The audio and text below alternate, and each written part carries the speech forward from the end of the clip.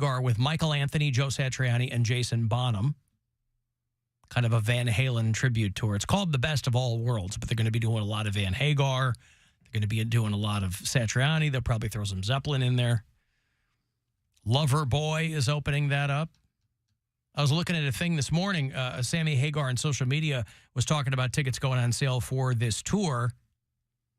And his fans are called the Redheads because, you know, Sammy Hagar used to be the Red Rocker.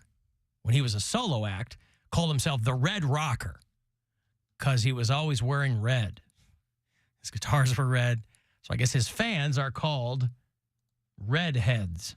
I'd never heard that before, but there it is. But hey. So Monday and Tuesday of next week, Sammy Hagar, I'll have Cavs tickets for you. You want to go see 30 Seconds to Mars next summer. Get you set up with those. And I'll throw in some Monsters hockey tickets too. 30 Seconds to Mars also doing our Alter Ego Festival. 5 o'clock today is the next chance for you to grab one of those trips. Send you out to L.A. mid-January to see Paramore and the 1975. And it's a good time to get out of here. Yeah. You know? Bush and 30 Seconds to Mars. But if you're a redhead, I'll have Sammy Hagar tickets for you. About 7 minutes from now, I'll have another $1,000. It's reading about a big fentanyl bust in Cleveland. So if you're a fan of fentanyl, it might take your deliveries a little bit longer to get here because they busted up 11 people indicted in a Cleveland-based fentanyl distribution network. They said with Italian connections was what I was reading. Hey, where's my fentanyl?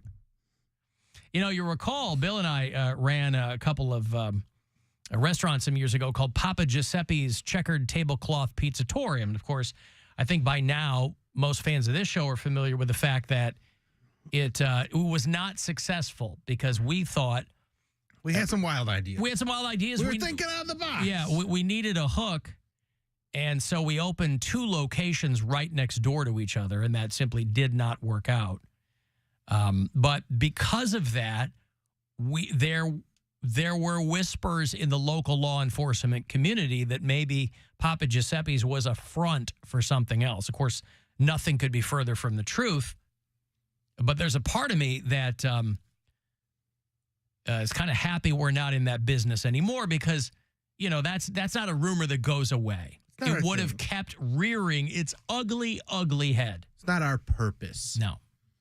What's the secret to our delicious pizza? Simple. It's just microwaved Lunchables. Papa Giuseppe's Checkered Tablecloth Pizzatorium. But no, we weren't running any kind of, that I know of. I mean, you know, another problem we had is that we overstaffed. You know, fast forward 10 years and everybody's complaining about understaffing. But at Papa Giuseppe's, we were hoping for a lot of business. And so, unfortunately, we erred on the side of caution and we overstaffed. You know, we only had 2 locations. They were right next to each other. And we had 46 people working at each location. And as it turned out, I mean, it didn't work out the way. Each more rude than the next. Hey, it's Papa Giuseppe's Checkered Tablecloth Pizzatorium. Don't let the door hit you in the ass on the way out, scumbag. Yeah, I mean, I told them not to call the customers scumbag, but only 43 of them listened to me. Well, the copy was already written. You can't change copy. You can never, ever change copy. I told them that. Mm-hmm.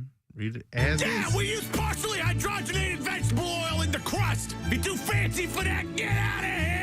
Yeah. Papa Giuseppe's Checkered Tablecloth Pizzatorium. Yeah, right. So, the Cleveland-based fentanyl distribution network with Italian connections. I like that headline. Wouldn't that be an Italy-based network? I mean, are they sending fentanyl to Italy? Or do they just mean Italian people? I don't know. But this is a whole thing. This is the DOJ setting this up. International drug trafficking. 11 people in Cleveland importing fentanyl. And then the distribution network going to Pennsylvania and Kentucky and Pennsylvania and Tennessee and Pencil C and Kentucky and Tennessee. It's my family recipe. Well, my grandma, the fentanyl she'd make so. Just like Grandma used to make. Slurp it up, stupid! Papa Giuseppe's second tablecloth pizzatorium. I also asked them to not call the customers stupid. But again, only 43 people listened to me. And we had 46 employees per store. So, yeah, we made a lot of mistakes, like a lot of first-time business owners will. But they run down the list, the 11 people, a 34-count indictment. A bunch of people from Cleveland, a woman from Tennessee, a woman from Pittsburgh, Giancarlo Miserati of Italy, Wanda Ward of Johnson City, Tennessee, Marcello Lombas of Italy, Latasha Harris of Toledo, Ohio. And they would export them, I guess, to Italy. And then, yeah, so listen, if you are a fentanyl distributor of some ill repute, oof, what a headache for you. What a headache for you. They were using Bitcoin to pay one of the Italian guys for the drugs. That Bitcoin, boy, when they talk about a flexible currency, a decentralized currency that no one can trace, what could go wrong with that? Everything's on the up and up. But they scooped up a bunch of people. I'll give you this money here. It is $1,000. I don't know what the street value of fentanyl is. I don't know how much that could get you. But if one of these people was your connects, then now you're out of luck. Anyway. I wouldn't say we have the guy that's called and said meth ain't that bad. We have no one that's called and said fentanyl ain't that bad. Like I would say, don't spend the money on that. But it's your money. Oh, you think that because he was, but you already established that he was speaking on behalf of Big Meth. Right? He's just a lobbyist. He's a lobbyist for Big Meth. We haven't had a lobbyist for fentanyl call in. Oh. Hey, man, meth ain't that bad. All right. Good point. We give you the money. It's $1,000. Good luck. This is your chance to bet with the Buzzard Bookie and win $1,000 now. Enter this nationwide keyword at WMMS.com. Check. That's check. Enter it now at WMMS.com. I was reading the thing about how, the state of Oregon decriminalized hard drugs. They were the first state in the country to do it. The voters opted to do it. They thought, let's see how this works. And it ain't working. So, I mean, listen. They just started, though. You got to let it, You got to let it gestate for a bit. It's very hard to legislate around human nature. It just is. Once they decriminalized all drugs in the state of Oregon, the cops stopped arresting people for possession and started giving out tickets with the number for a rehab helpline. Oh, that's so nice. Well, I mean, they got to do something, right? I don't care. Portland's a hole. I don't care. Ugh. Portland's a beautiful city. It's disgusting. All right. But the consensus is the people who voted this in, the people are like, we changed our minds. The hard drug decriminalization is not working the way that we hoped that it would. I don't know what they were hoping for. Obviously, they were clearly hoping for a more compassionate way to contend with it. I'm sure they were thinking primarily from the incarceration standpoint, which is where a lot of these things come down. When they put it to the electorate, hey, how do you think we should tackle this? A lot of people will say, yes, to criminalize it, because that will end up, fewer people will end up nonviolent drug offenders. What you end up with, though, is this, where you have a lot of drug users who are not in jail, but they're not clean.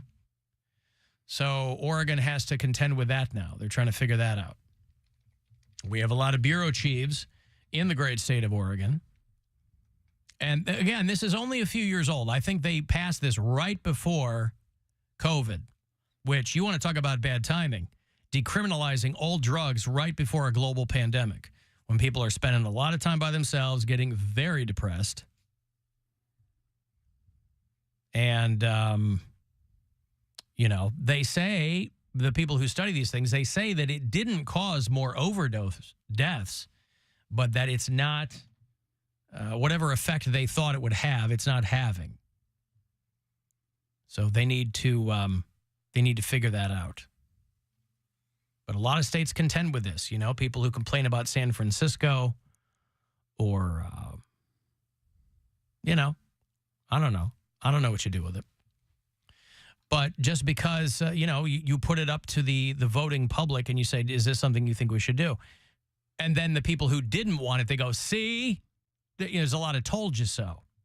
But they didn't know it was going to happen either. They had to try. You got to try. I like when people try things. Yeah. Give it a shot. Trial and error. No big deal. Just a bunch of needles everywhere. Rather than doing the same thing again and again, nothing seems to be working. I think you should just make drugs mandatory and see who gets mandatory. Yeah. You can't legislate around human nature, man. We were at a park. I remember when we were visiting Portland, we were at a park, and there were just needles everywhere. We were right underneath, like, the Portland sign, like the sign is on a building and it just says, welcome to Portland or something like that. There's a park right underneath there. And there was just a homeless guy just kicking it. People were having a picnic. They have their blanket down, and he just picks something up off of their blanket. He just goes back and sits down and does more drugs. I'm like, wow, y'all wilding out here. Yeah, well, that's how they do. But it was like, on the surface, like, it looked like a nice park. The grass was green, the tree, the water was flowing, it was blue, it was a beautiful sky, but needles everywhere, dirt, homeless people, poop, like, just, it was too much. Portland's too much. Alan, the suck trucks are out in Northfield. There you go. Hey, them suck trucks. Sucking out them leaves, baby. Suck truck. Northfield suck truck. Northfield suck truck. Alan, speaking of pizza, I thought you guys were all going to have your own pies over at Geraci's. What happened with that? I don't. Bill said something about that. I didn't know anything about that. I'll hit him up and see. They got things going on. I got things going on. We never were able to connect the dots on that, but I'm sure we could. I didn't know that was an official thing. I still haven't been over there. I haven't tried Geraci's. Well, that's not. And now that Tito's skipping town, I may not. Is he skipping town? I mean, he's not going to hang out in Cleveland. Why not? He loves it here. He's got a big compound in Phoenix, doesn't he, or something? No, probably bounce back and forth between the two. Probably be here during the summer. We still got to roll with the Guardians. Does he? Yeah. Yeah, but that's ceremonial, right? I don't know. Not working in the front office. He's going to be doing stuff. Not like White Sox legend Jim Thome, who works in their front office, or White Sox legend Grady Sizemore, Better not. who works in their front office. They're at the Chicago White Sox. That's where they work. It's not where they're legends. They made their choice when given the opportunity. You know what they did. did. They're legends. I don't know. You know what they did. They're legendary as baseball players in Cleveland. How about that? Mm-hmm. I mean, yeah, there's a statue, Yeah. but the real guy is in Chicago. Yeah. So, But he doesn't play anymore. Who cares? That's because he's a legend. You can't be a legend if you're still playing. Omar Vizquel. Remember that guy? Yeah, of course. I just like saying the name. Mm-hmm. We had him on the White Sox for a couple of games. He played on That's why every he's a team. White Sox legend. Yeah, he really made the rounds. But he spent the most time here, didn't he? Yeah.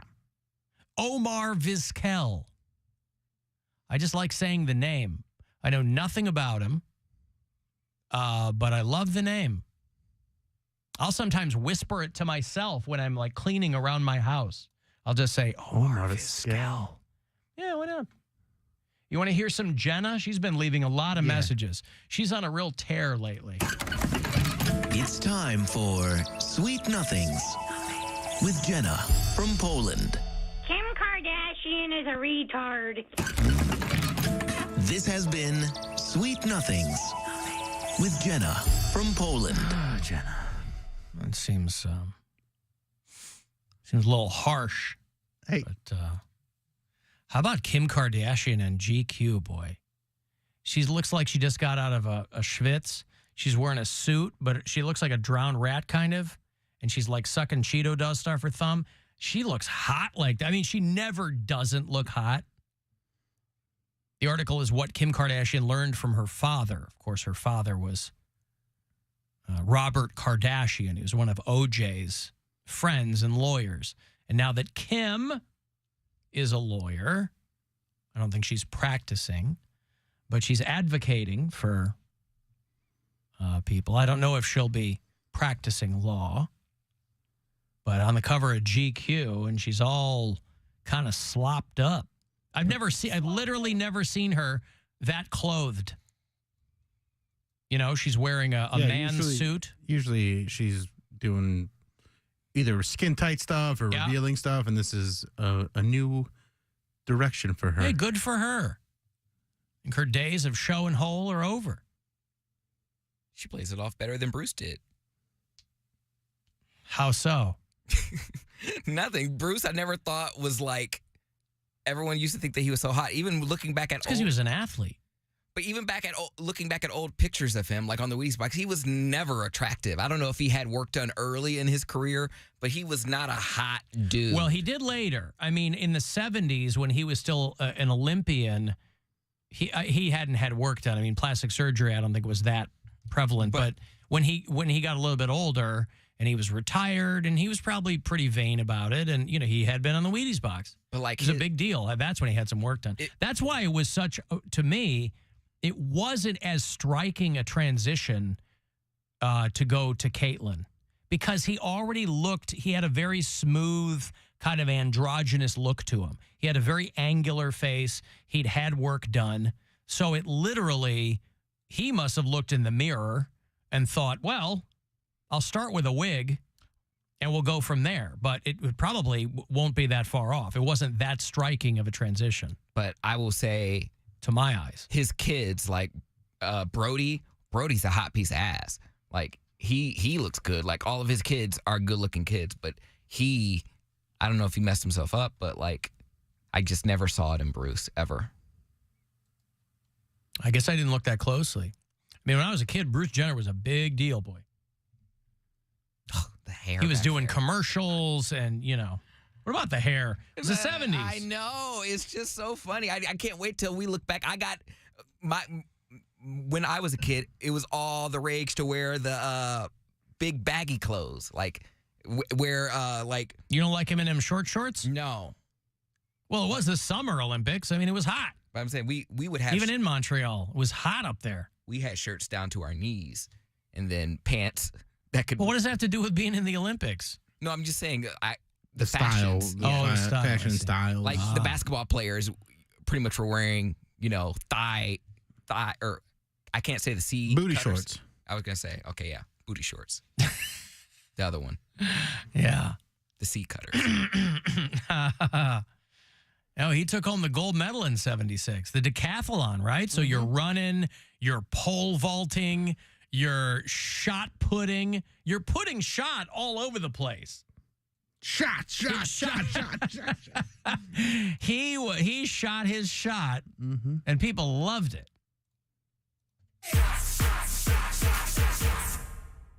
You're doing long jumps. I mean, it's one thing to run, right? It's another thing to go. Yeah. You're doing it all. You're doing hurdles. Yeah. I feel like that was the last time anyone gave a crap about a decathlete. I don't even know if that's still a thing. Do they still do the decathlon? Probably. Wow.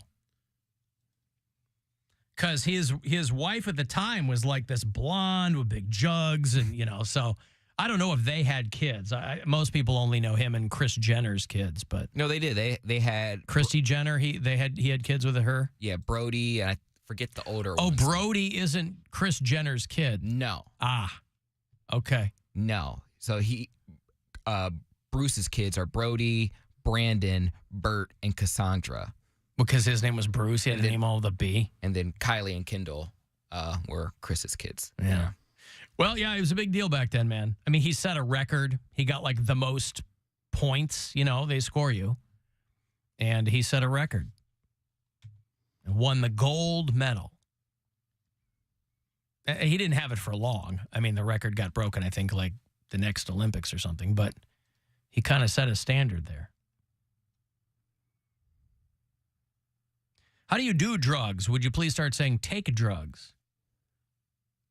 Well, I'm not the first person. I'm not Okay. the first person to say Shut do up. drugs. Shut up. Yeah. Go do some drugs.